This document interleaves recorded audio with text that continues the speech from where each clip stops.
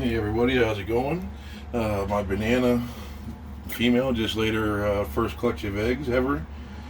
Sure, a little bit small eggs, but I'm going to be pulling them out and weighing her and putting the eggs in the lay box, or incubation box, I'm sorry.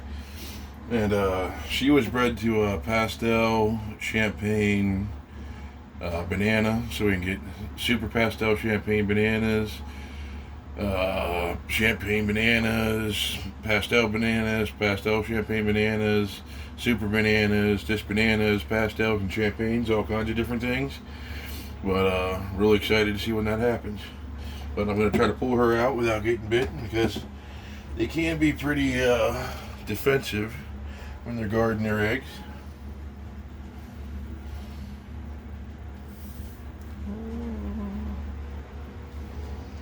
But she's alright. Pretty beat up from laying eggs. She hasn't eaten in about, I don't know what, 3-4 months. It's been a little while. See if I can't get a weight on her.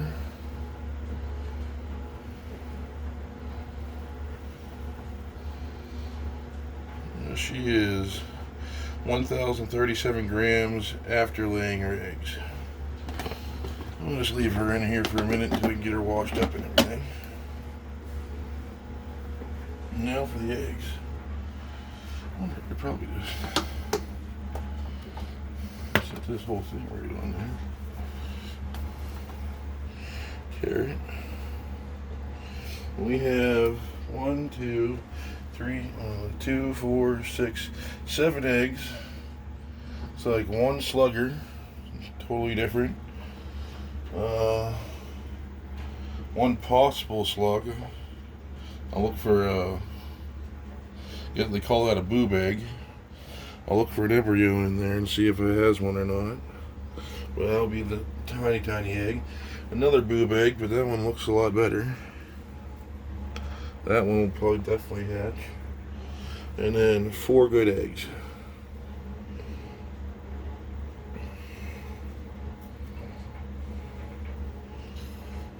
Oh.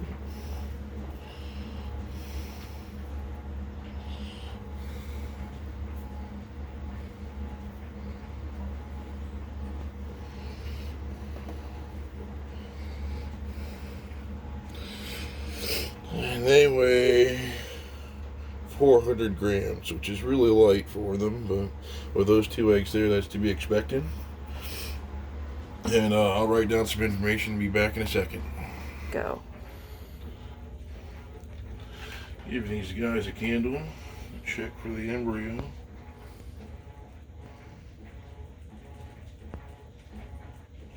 There it is right there. Where's the marker at?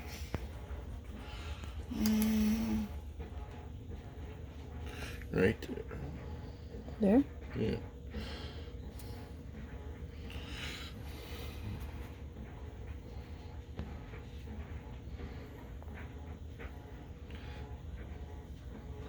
Are you watching with the camera?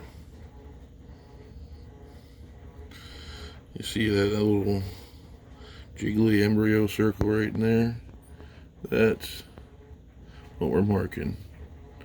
And you can see over here, there's nothing, just an empty pocket.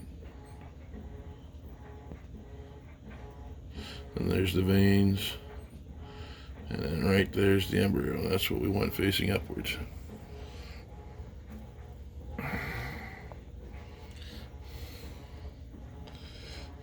Right there.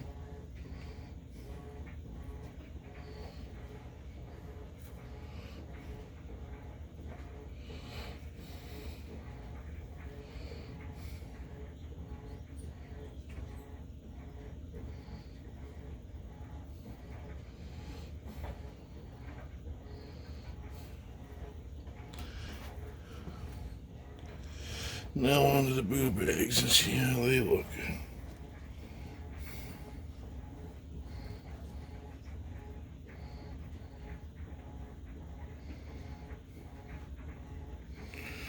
Right there.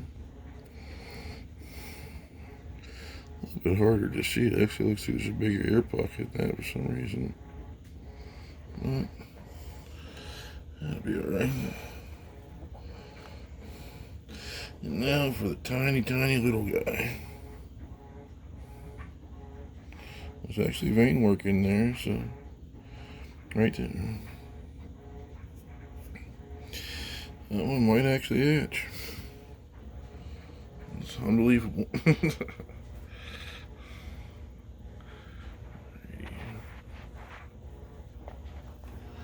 Alright, I'm just going to try to arrange these so that they don't roll.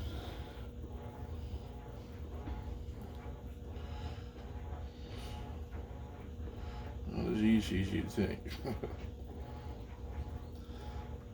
I also don't want them touching the sides.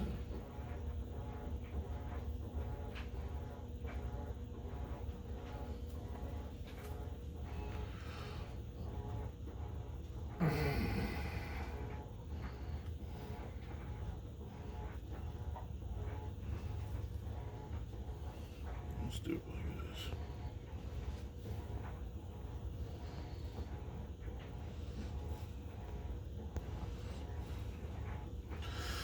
See, now they're pretty stable.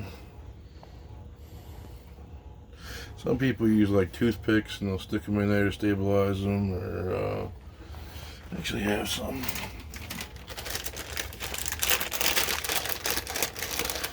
Some like plastic toothpicks like this.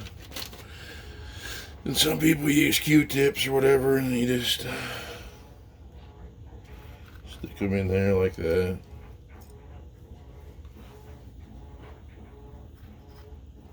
To help support them, but I really don't think it's necessary. I don't really juggle my incubator at all, so this should work. And need the pressing seal.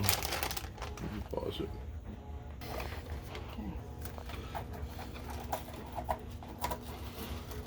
I can get this.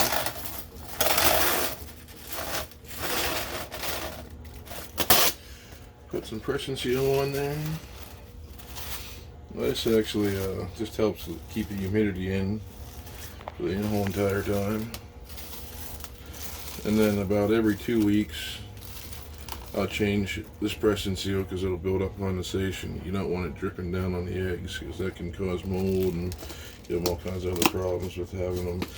They actually breathe through the shell of their eggs. That's how they get oxygen. So they basically can drown them if you have the water dripping down too much. So you want to just go in there and either wipe it off or change it every so often.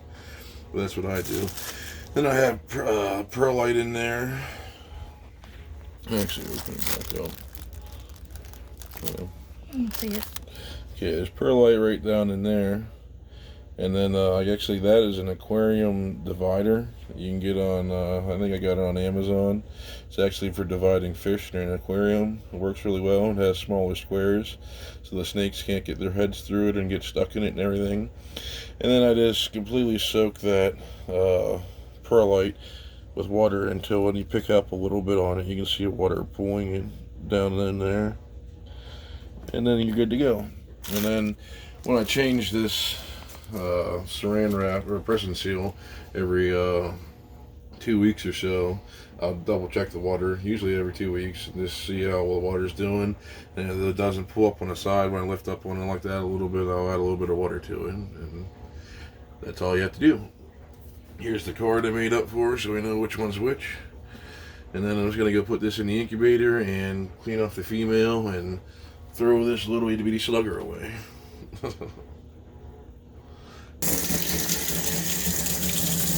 And now I'm going to wash off the female so to get the sunny eggs off of her, so that she probably will actually eat tomorrow and go back on mice or rats. Probably, literally tomorrow is feeding day, so I'm going to try to feed her then. But what we do is we just get the sink about body temperature, not too hot, not too cold. Right around, 95, right around 90, 95 degrees, like what they like for their hot spot. Put the plug in there.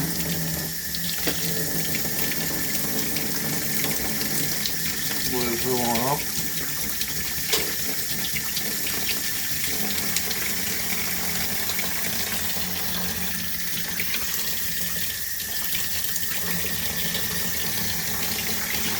fill up and get a few inches in there. And I literally just put like a few drops. That's good. Dawn dish soap in there.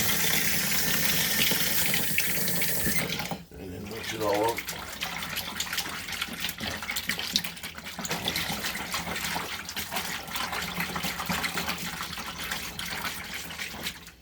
So there's a little bit of bubbles in there. Take her out and put her in it. Let her soak in there for a second. And the reason why you use Dawn dish soap and not any other dish soap is you can see it by the baby ducklings on there and everything. Anytime there's an oil spill in the world, like out in the lakes or anything like that, this is what they actually use to clean off the feathers and stuff of wild animals, so it doesn't hurt their eyes and it doesn't hurt them if they ingest it.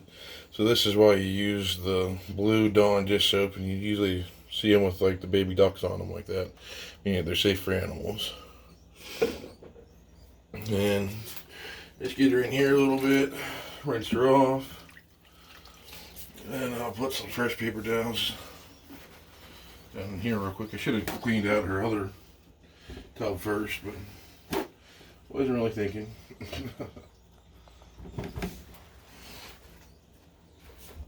And just pick her up, pull the drain, get the water back at a decent temperature. Not too hot, not too cold. And rinse her off. I'll get all the soap off of her. Most snakes don't like it when you touch them around their head, so they get a little bit twitchy about that. And just try to get it rinsed off.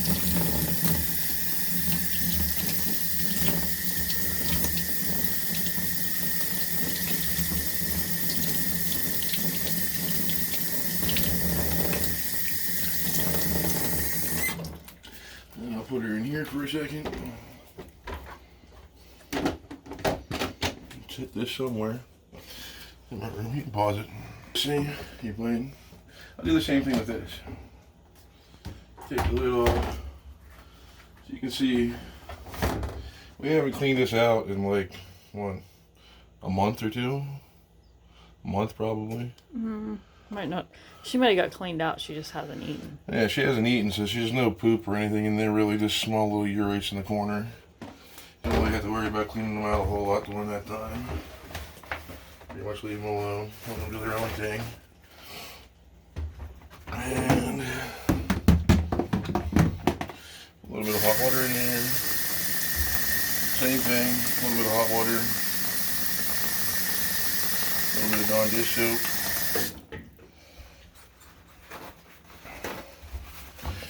And a little bit of a wash.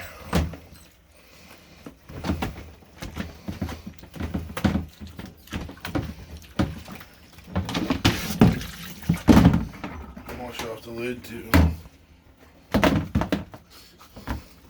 The main point of this is just to get the scent of the eggs out of the enclosure, so she doesn't think that she has to maternally incubate the eggs, and that way it gets her back on food a lot faster and gets her a lot healthier and feeling a lot better.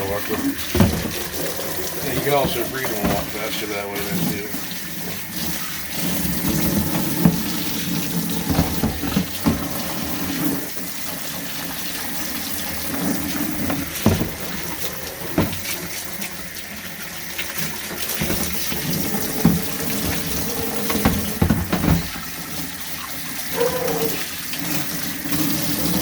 Don't pay any attention to the dog upstairs. The barks of any kind of hears anything bump downstairs.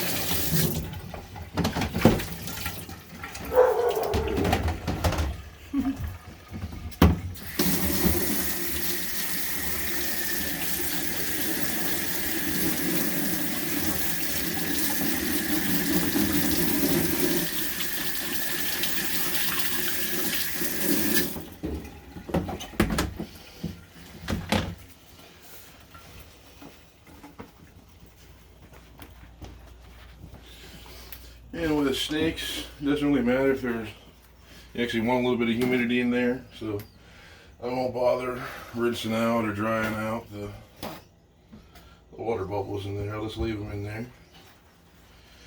put down some fresh paper towels for her. This is all I use at the moment. I'm thinking about switching over to coconut fiber. Because coconut fiber, they say it gives it a real nice smell, first of all. And second of all, like when I'd be doing this, like I could just pick out those little urates in the corner, throw them away, get another tiny little handful, throw it in there, and it'll be good to go. And I'd only have to change out the coconut fiber once a month, or once every 2 months, depending on how much they went to the bathroom and everything. So I think it'll be a little bit more economical in the long run. Plus the coconut fiber I could recycle and use as like fertilizer, compost, and mulch around gardening and stuff like that. Whereas this I just have to throw away at the end.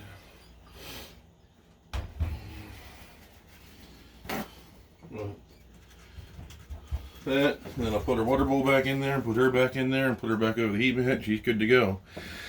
I hope everyone enjoyed the video. Don't forget to like, share, subscribe if you did, and hope you all have a good day and stay safe out there. See ya.